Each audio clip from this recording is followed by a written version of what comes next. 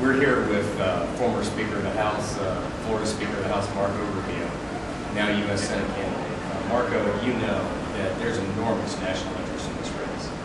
When you got in, you were 30, 35 points behind. Some polls showed you as much as 12 to 14 ahead. Yeah. What's happened? It's extraordinary. Of course, it's obviously a lot of hard work by a lot of people that are helping us, but more importantly is that I think people understand 2010 is not an election, it's a choice, it's a crossroads about what kind of country we're going to have going forward.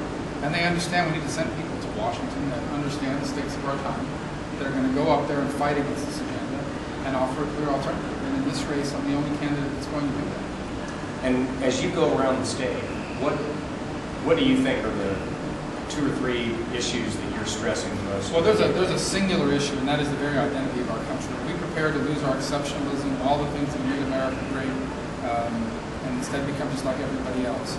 Obviously, the sub-issues or the important issues beneath that are things like job creation. In fact, job creation in America is stagnant because people are afraid of the government, afraid of taxes, so the job creators are pulling back. They're afraid of national security. The fact that this president, and unfortunately many of our congressional leaders, don't view this war on terror as a war. Radical Islam is a threat as great as any this nation has ever faced. And their goal is to defeat us by forcing us to retreat from the world and from our willingness to fight for our principles and for our liberties.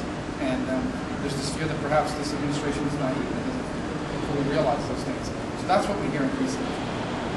Now, we've got a lot of members around the country who are following this race. This is probably one of the top 3 or 4 Senate races in the nation.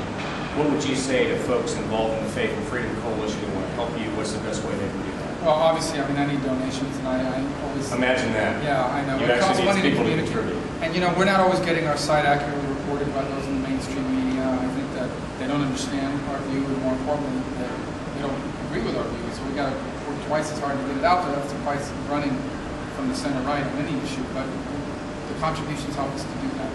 And then, of course, the mobilization efforts. I mean, if you've got friends in Florida, if you don't live in Florida, we need you to call them and tell them that we have a candidate on the ballot in 2010 that stands for those principles that they agree with.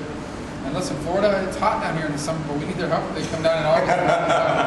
It's cold right now, by the way. It is, for Florida standards, but we could use everybody who wants to come down and help us next August, knocking door to door, working day to day. And how do they get in touch with you, Marco? The best way is through our website, marcorubio.com. It's okay. marcorubio.com. Marco, Thank it's great to see you, my friend. Thank you. Thanks for coming to Florida. You bet.